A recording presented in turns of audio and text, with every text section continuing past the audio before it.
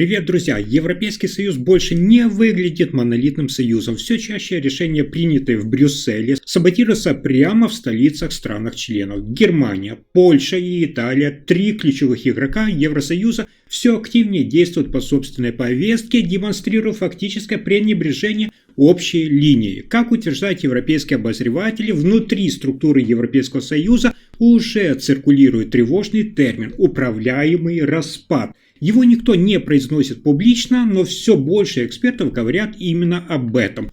В Польше требуют радикального пересмотра юрисдикции Европейского суда.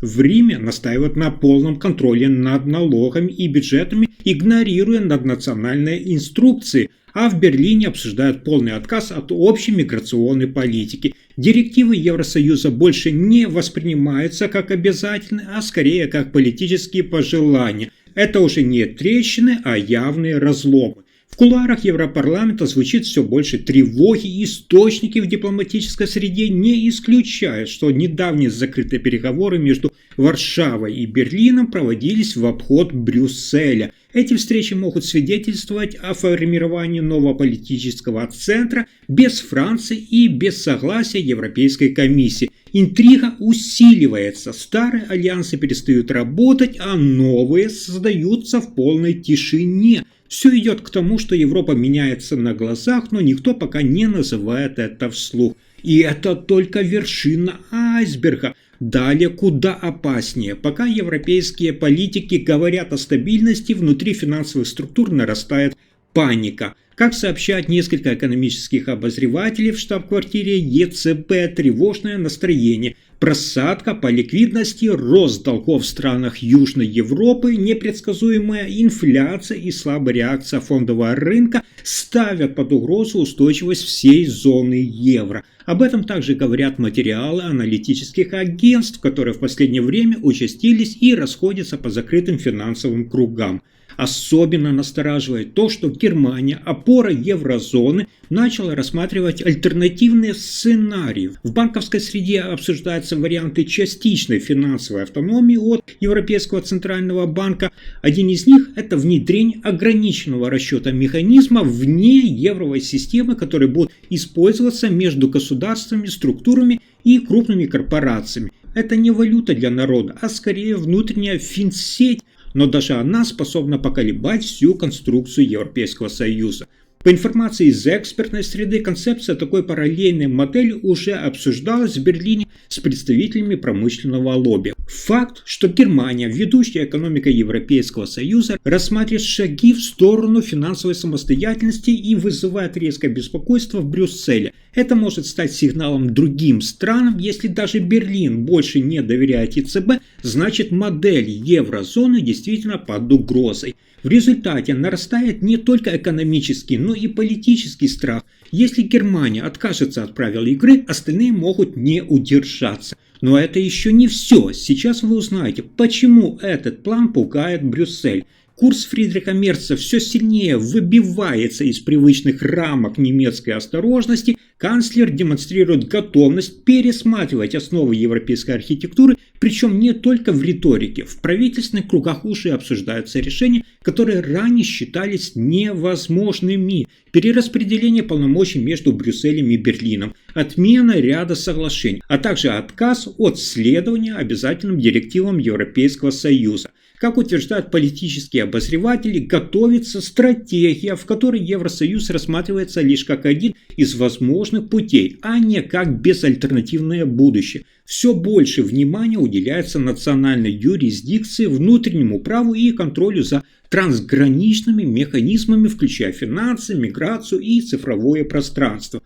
Особое беспокойство вызывает поддержка, которую Фридрих Мерц получает со стороны крупного бизнеса. Промышленные группы, энергетические компании и даже части IT-сектора, по данным источников, видят в его политике шанс избавиться от навязанных ограничений и перейти к автономной модели развития. За закрытыми дверями представители промышленности все чаще называют политику Европейского Союза экономическим тормозом. Их раздражает зеленая повестка, квотирование выбросов и давление на традиционные отрасли. Мерц использует этот запрос, он последовательно выстраивает образ лидера, готового идти до конца, даже если это означает разрушение прежней модели Европы. По мнению ряда аналитиков, речь уже не идет о коррекции курса. Это может быть демонтаж системы, в котором Германия десятилетиями играла роль локомотива. И вот тут становится все мрачнее. В игру вступают силы, которых не видно на экране. Внутри правящей партии Германии начинается настоящая борьба за власть. Христианско-демократический союз, некогда символ стабильности при Ангеле Меркель, сегодня переживает внутренний раскол. По словам политконсультантов, старая гвардия партии в панике. Фридрих Мерц выстраивает собственную линию, и эта линия все больше противоречит наследию эпохи Меркель. Те, кто десятилетиями контролировал повестку, ощущают, что теряют свое влияние. Бывшие партийные тяжеловесы, по сообщениям из политических кругов, уже проводят кулуарные встречи, где обсуждают пути давления на Мерца от ограничения его полномочий до создания альтернативных центров внутри партии. Элитные фонды, старые медиаплощадки, прежние доноры – все они начали резко активизироваться. Это видно даже в тональности публикаций и расстановке акцентов в новостной повестке. Фридрих Мерц отвечает на это жестко, усиливает внутреннюю дисциплину, продвигает новых лояльных людей и отстраняет старых функционеров, связанных с меркелевской вертикалью. Особенно заметно это в кадровой политике. Ключевые позиции получают фигуры, ранее не имевшие доступа к принятию решений, но лично преданные новому курсу. Такой вот разворот уже называют внутренним переворотом в партии. По мнению аналитиков, именно сейчас ХДС, Христианско-демократический союз, превращается в новую силу, которая формируется не компромиссами, а демонстрацией силы. Впервые за долгое время элита, привыкшая к консенсусу и предсказуемости, оказалась в положении обороны. Партия, некогда символ стабильности, вход в фазу трансформации, делает это в крайне турбулентной среде на фоне изменений по всей Европе. А теперь внимание, сравнение, которое может многое объяснить. 3 фигуры, 3 эпохи и 3 совершенно разные линии поведения на вершине власти. Ангела Меркель – это символ консенсуса и глубокой интеграции в брюссельскую вертикаль. Она строила Германию как часть механизма Европейского Союза, подчинив национальные интересы единой логике Союза. Вся система работала под ее контрольной тишиной, где даже намеки на недоверие к Брюсселю считались политическим табу. Олаф Шольц, напротив, запомнился попытками лавировать. Он сохранял внешнюю приверженность европейским ценностям, но не смог выработать самостоятельный курс. Его правление стало эпохой политического паралича, когда Германия как будто бы ждала нового сигнала от Соединенных Штатов Америки, от Европейской комиссии и от кого угодно, но только не от себя. Этот вакуум стал идеальной почвой для следующего актера. Фридрих Мерц. Его стиль – это демонстративный разрыв с прежними стандартами.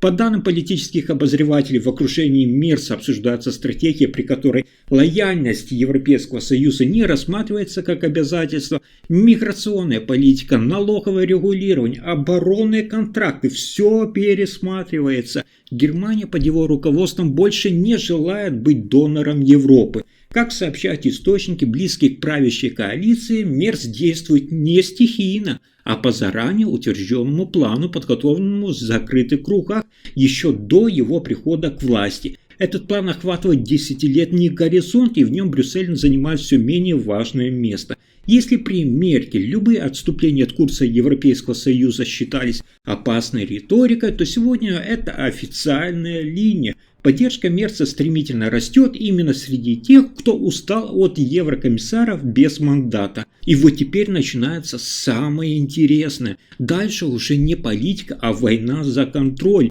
Евросоюз трещит не только по политическим швам, как вы могли подумать. В самом центре его экономики уже начинается передел. Германия, Польша и Италия синхронно двигаются в сторону энергетической автономии. Как сообщают источники из альтернативных центров, энергетическая политика Германии переживает тихую, но радикальную трансформацию. Заключаются новые контракты, минуя европейские энергетические платформы. Речь идет о поставках газа, нефти и даже стратегического водорода напрямую с минимальным участием Брюсселя. Польша действует схожим образом. Правительство активно ищет альтернативные каналы поставок, обходя регуляции Европейского Союза. Италия в процессе заключения соглашений с ближневосточными странами без участия европейских посредников. Это уже не просто диверсификация, это создание новой энергетической инфраструктуры, независимой от старых брюссельских механизмов. По мнению эксперта, происходит построение параллельных маршрутов энергетических, политических, а значит и институциональных. Энергия стала новым оружием в борьбе за влияние. Кто контролирует контакты, тот формирует правила. Германия, по данным инсайдеров, уже рассматривает возможность создания собственной энергетической платформы для стран Центральной Европы. Это было бы прямым вызовом существующей модели Европейского энергетического союза. Если вам понравился мой рассказ, ставьте лайк, подписывайтесь и делитесь этим видео. Спасибо за просмотр.